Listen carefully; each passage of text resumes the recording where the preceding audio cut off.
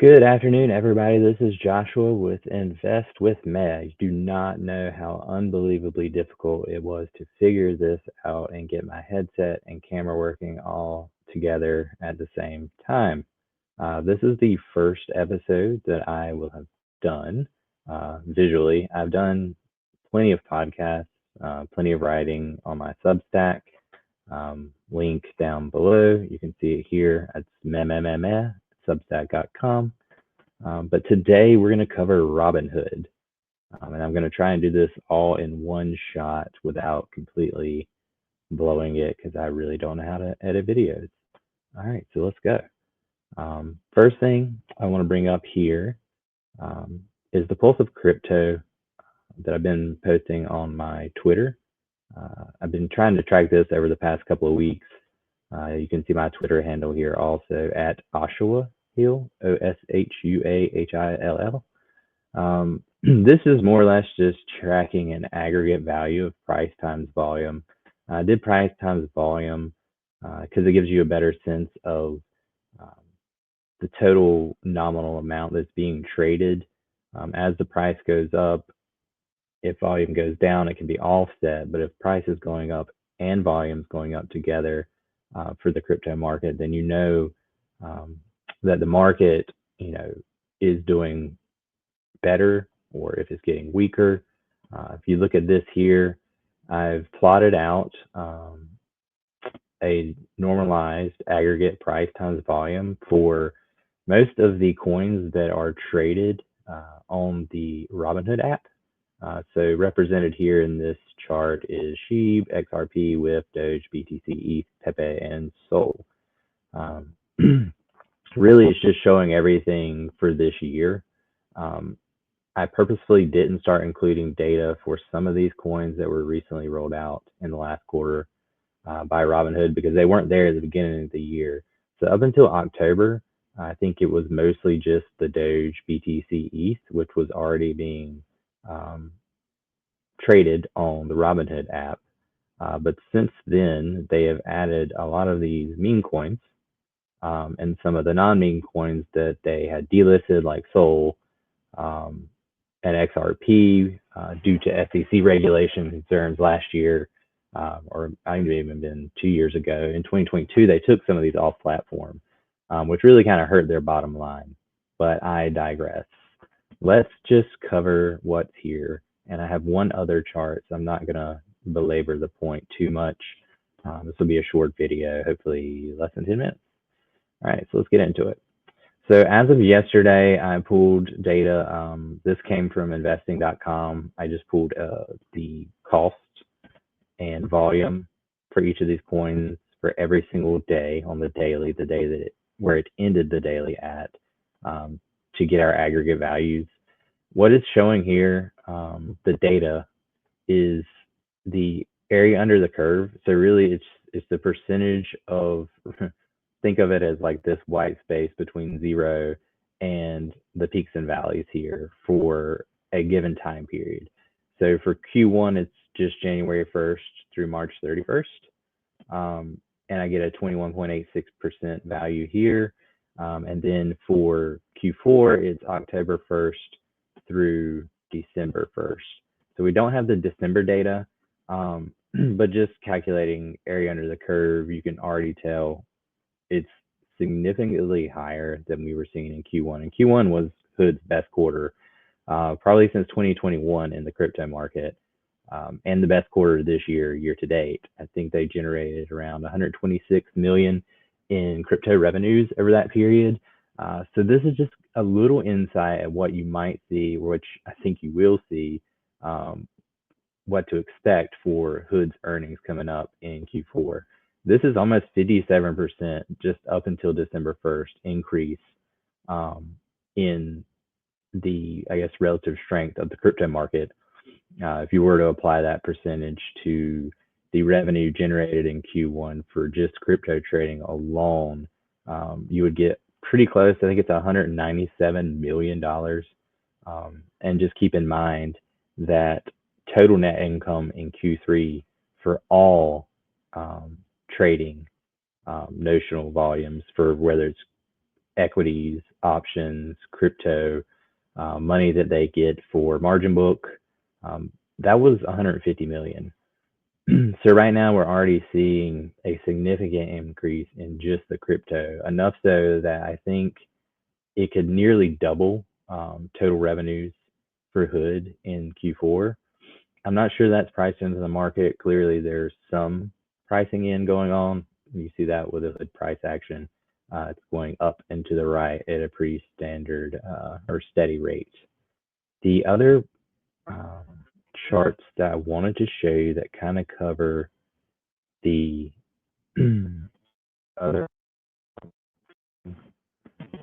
so volumes related to equities and options contracts.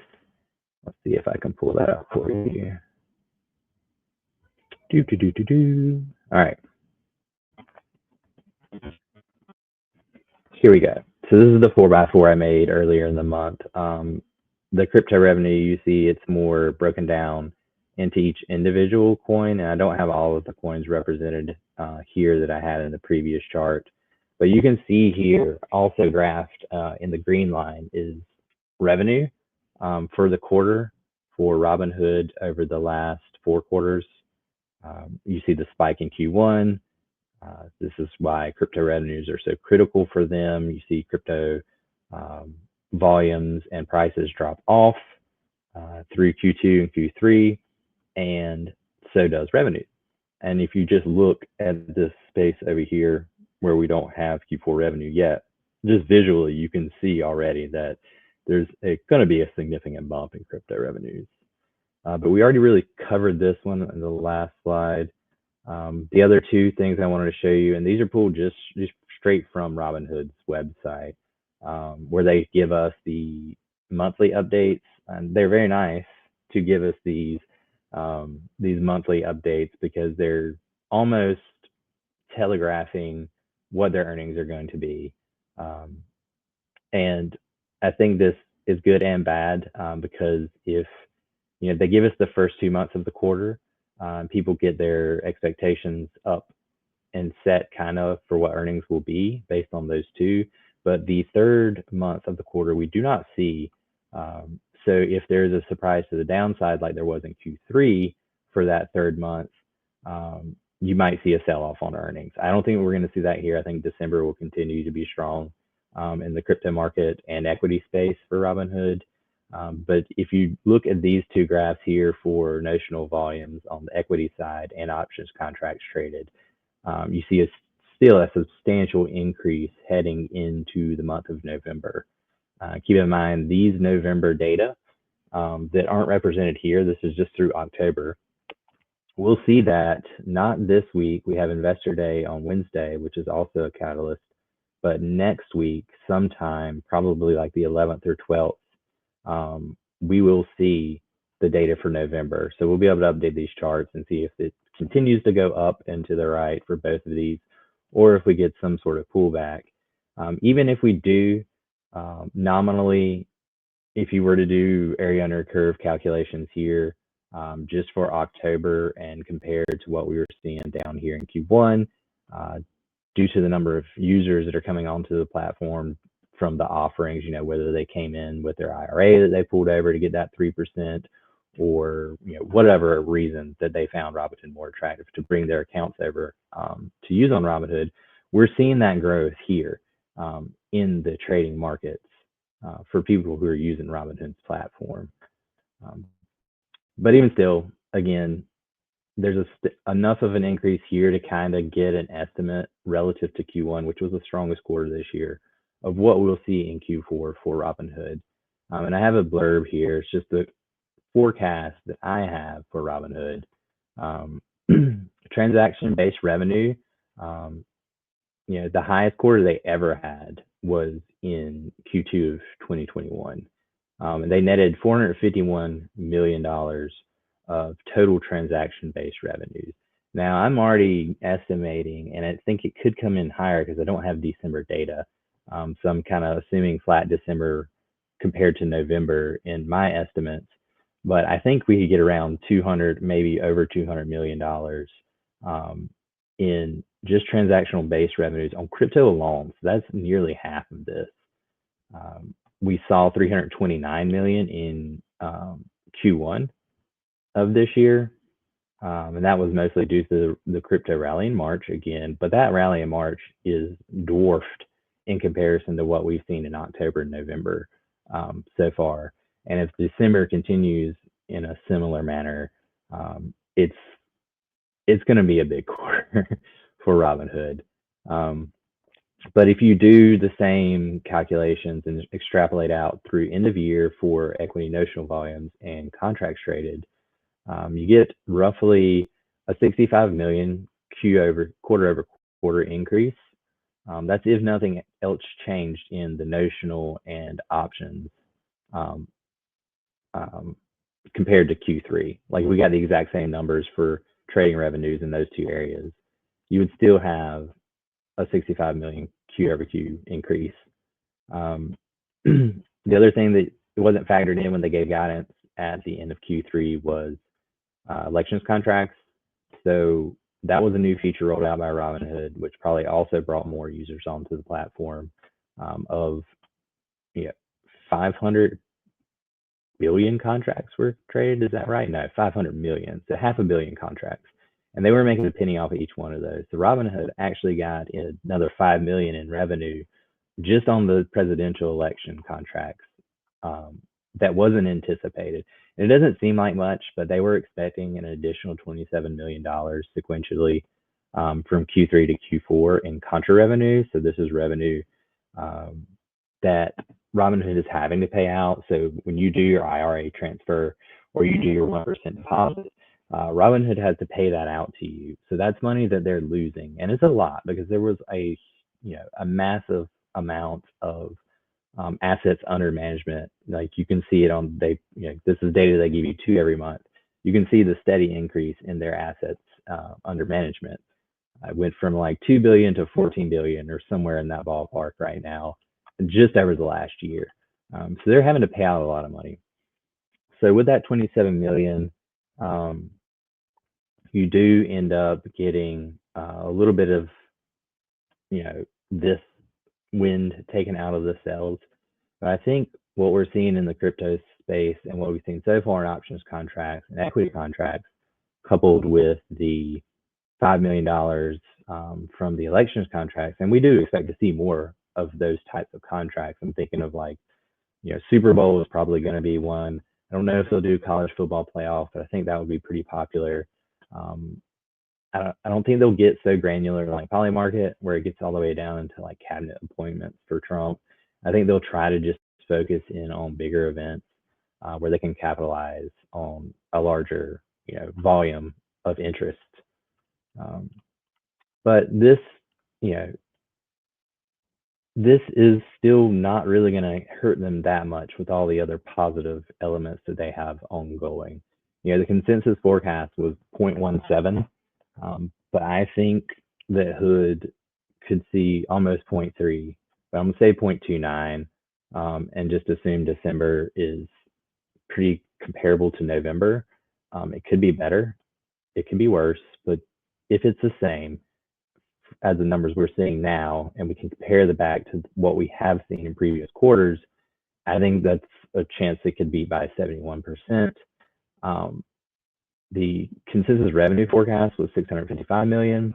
I think they could do 761 million. That would be 16%. And really, all this is the additional revenue I expect them to get from the crypto transaction revenue and the 5 million that they're getting from the elections contracts. And that's all this is. This doesn't even factor in that's if we see flat for options and equity notional volumes. If those are substantially higher than they were in previous quarters, we could get a much bigger number than the 761 million in revenue, which is a pretty big increase. It would be, the highest quarter they've had since 2021, the last bull market cycle, when we were in a zero interest rate environment and things were super crazy. but I don't. I'm trying to be I'm trying to be conservative because I'm super bullish. And these numbers already look crazy. Uh, I think the market is realizing it though. That's why I think you've seen the price go from $25 to almost $40. They're seeing numbers too. Hood is sharing these numbers. It's not a secret. Um, I'm pretty excited about next week when they share the November numbers with us. I think that's going to be a holy, you know what moment. For the market. And I think if you're not in before they release the November numbers, you're already late. You're probably going to be late for this trade if you're not in by middle of next week. And who knows, Wednesday, they're going to have the investor day. They could roll out something crazy for that. I don't expect anything. I think they're going to talk about futures trading, which is slowly being rolled out. I think they'll maybe talk some more about the credit card situation and how that's being rolled out. They're likely to talk about the new acquisition in the IRA space and what they intend to do with that. I'm hoping they'll touch on the AI acquisition, Pluto, that they had in July, and how they plan to use that to interface with the app, with Legends, how that's going to benefit users. That's something that they do need to clarify. They haven't really talked about it since July. And then, they had the crypto acquisition, which I think there's a lot of coins that were on there on that platform that they acquired. So we'll probably continue to see rollout of some of these meme coins, which is only going to help out in this crypto revenue area. Coin has twice the market cap of Robinhood. So I think Robinhood could double because Robinhood's only going to start, continue to offer more coins. And I think that was one of the deterrences for a lot of people who want to trade crypto. They were still on Coinbase because Robinhood really didn't offer that many coins. And now that we're in a more SEC friendly environment, I think they're just going to start churning them out to play catch up. And you'll see some of that coin revenue move over into Robinhood. Whereas, for coin, it would be really hard for them to go the other way and get into equities.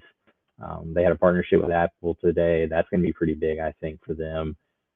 But as far as what they offer, it's just crypto. Robinhood is kind of offering everything. And for somebody who wants to be able to dabble in crypto and then also same day flip out of that and get into the market and vice versa, or hell, if trade future contract if you want to. You could do all three in the same day. As crazy as that sounds, it's only going to happen on Robinhood, which is super bullish for them. The last thing I want to do is just look at the chart. If it doesn't look too janky, I'm going to pull it up so we can look at it.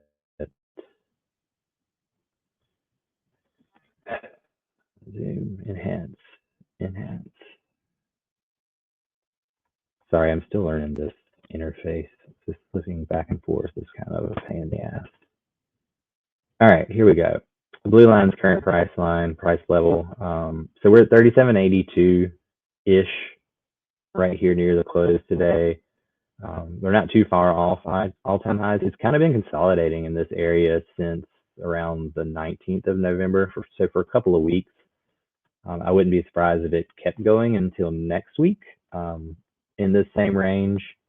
There's a lot of gamma and Vanna levels here through 38, 39, 40 that are pinning this just under 40. I think it's going to have a hard time breaking out over 40, but we'll need a catalyst. So I think that catalyst will either be Investor Day on Wednesday, or we'll get a catalyst when they release the November numbers. People keep coming out with increased price targets. We've seen as high, $51, $55 price target increases. It seems like every day someone else comes out increasing their price target for Hood. Those have helped early in the day. We've seen a lot of, like almost for the last 2 weeks, where it gets some good news, it opens higher, and then it sells off the rest of the day. And then the next day, the same thing happens. It opens up 4%, and then it sells off the entire 4% by the end of the day. I think there's just some accumulation going on here. At least that's what I hope.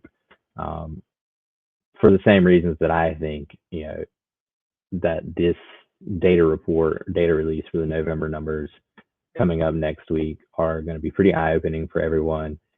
I think it'll start to price in. They'll start making some of these same assumptions. It's going to price in the quarter for the earnings that they're going to roll out. Just I know it's February 2nd. We'll have Q4 numbers. Like I said, they don't share the third month. So in January, they won't share the December numbers with us. I'll continue to track the crypto volumes tables that I've been making, and we'll be able to get a pretty good estimate of what the crypto revenue will be. I won't be able to tell you the equity and options contracts revenues for those transactions, but crypto is their largest space that, their margins are the highest in crypto. It makes up 50% of their net income. So I think with just that data, we'll be able to get a pretty good estimate in January, a month ahead of the Q4 numbers for what the Q4 numbers will be. And like I said, I'm expecting something around 0.29 for EPS, where the street was saying 0.17, and then a mega beat on revenue just because of the crypto tailwinds and the Trump administration. This is all, if we could have a giant market pullback in crypto and or equities in December. I also don't foresee that just because of seasonality, good vibes heading into inauguration. I think if we do have some pullbacks, it would be after inauguration, after OPEX in January. But at that point, I think Hood could be substantially higher before that time even gets here. My price targets, pre-earnings, if the numbers are what I think they are for November, I think we'll finally get over the $40 wall and flip that Vanna level to a support. It'll also put a gamma level underneath to support. And then you start looking at, I think 42 was another level, but then after that, 45 and 50. I want to say $45 by the end of the year. And I think, it wouldn't be crazy if the market continues on this path to see $50. This setup with this megaphone is very similar to what we saw with Palantir. Palantir did the same thing where it broke above the megaphone, this upper trend line, and it bounced off of it a few times. I think it was like 4 weeks total that it spent kind of hugging this. And then S&P inclusion happened, and some of their partnerships were announced, and it flew. And at that point, it was gone. Now it's at $65 or so. I think we could see a similar setup here for Hood, where there's accumulation phase. It kind of hugs this trend line. And then 1 week you're going to wake up and it's just going to be gone. It's going to be at $50 and you're going to say, shit, I should have bought more. But that's, who knows? It's just what I think based off the numbers that we're seeing. That could change. December could come out and be super weak, a super weak quarter or a super weak month, like we saw in September that nobody expected, and it kind of killed their Q3 numbers. But it should be trackable. I'm going to continue to track the crypto market and the crypto volumes and prices for Hood, and we'll see where it goes.